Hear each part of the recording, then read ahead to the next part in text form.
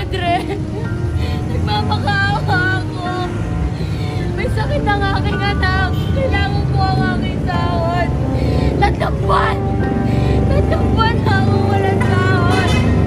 Ang sahod na makukuha ko ay pambibili ko ng gamot ng aking anak. Awa, sino ka para kunin ang pamamalakad ko? Alisin ang demonyong ito. Demonyo! Kayo ang demonyo! Magnanakaw! Nagkakahasa at kahaman! Wala kayong ginawa kundi mahirapan kami!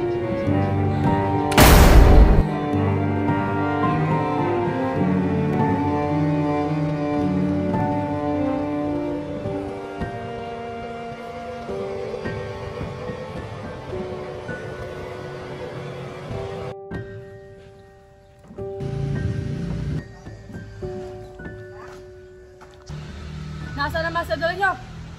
Ilabas nyo!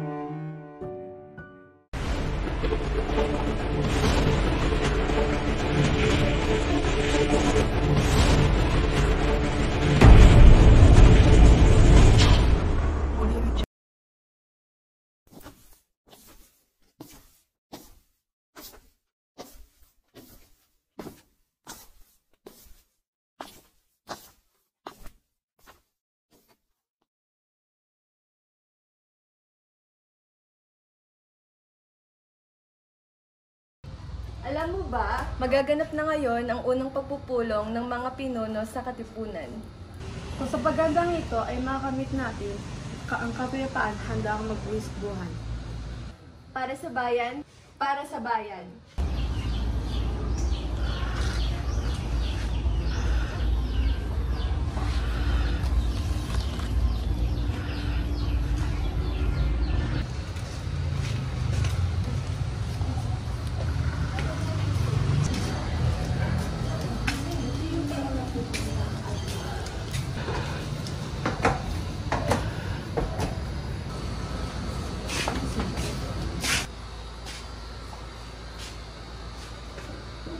Marami nang nakakaalam ng kilos ng Katipunan. Andres, kailangan na natin gawa ng paraan. Mahigpit na nakamasid ang mga Espanyol.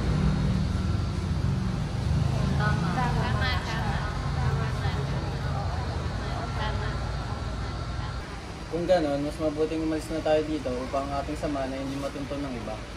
Ako'y muli na lamang magpapatawag ng isang pagpupulong.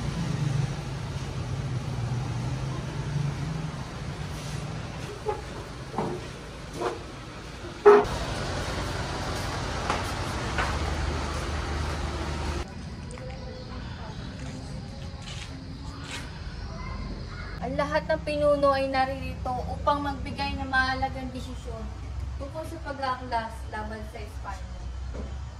Unti-unti na napupuksa ang ating lipunan. Alam na rin ng Espanyol ang ating gagawin. Kailan natin balak gawin ang pag-aalisang ito? Gagawin natin ito lalo sa madaling panahon. Ngunit wala tayong espada paggamit sa pag-aalisa. Hindi rin natin pwedeng simulan ng kaganapang ito, lalo na wala tayong sapat na armas at kagamitang panlaban. Lalo na ang pagkain na kailangan para sa samahang lalaban. Ito ang kailangan nating isakripisyo. Walang maagang panahon kung lahat tayo ay magkakaisa. Hahayaan na lamang ba natin na magutom ang ating mga tauhan? Kung may importanteng bagay na kailangan, yun ay ang sapat na lakas. Isa pa, hindi sang-ayon sa atin ang mga mayayaman. Ayon kay Jose Rizal, ang mayayaman ay hindi kakampi ng Katipunan. Masyado bang maaga para sa pag-aalsa? Supremo, huwag natin madaliin ang laban na to.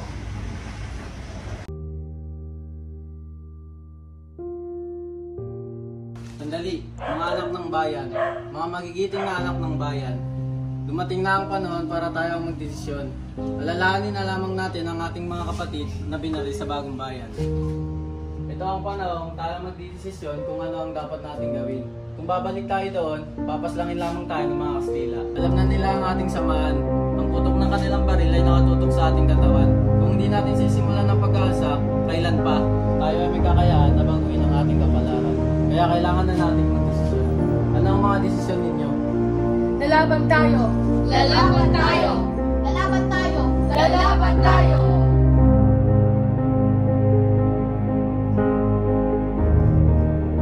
Kailangan natin magsanay, mag-organisa at maganda para sa pag-aalsa. Ito lamang ang ating tanging paraan para makamit ang kalayaan.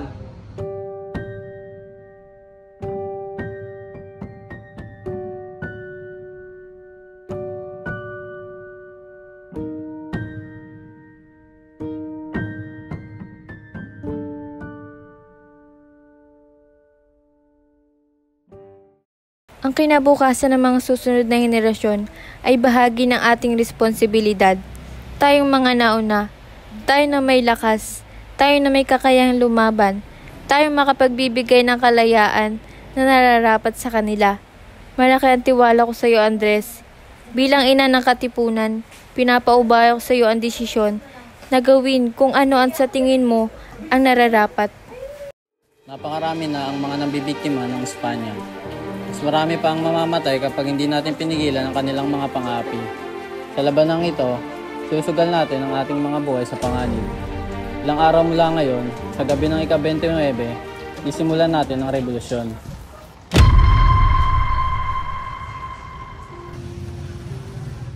Ilabas niyo ang inyong mga sedula. Pagmasdan niyo ang munting papel na umalibon sa ating lahat. Kailangan na nating makasahan ng ilang daang taong pananakop ng Espanya. Kulang man tayo sa sandata, mas malakas man ang baril at kanilang mga Kastila, lalaban tayo hanggang sa ating huling hininga. Hindi tayo papalupig, tayo ang magtatagumpay. Dahil tayo ang nangalap ng bayan. Tayo ang nagmamayari sa lupang ito, sa atin ang bayang ito.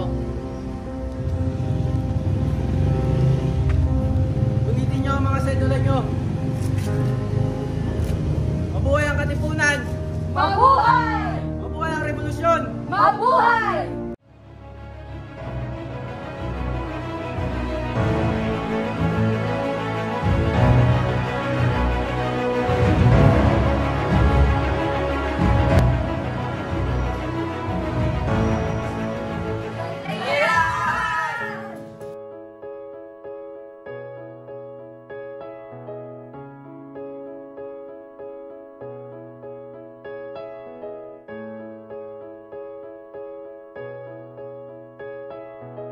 Di uusad kung lakad ay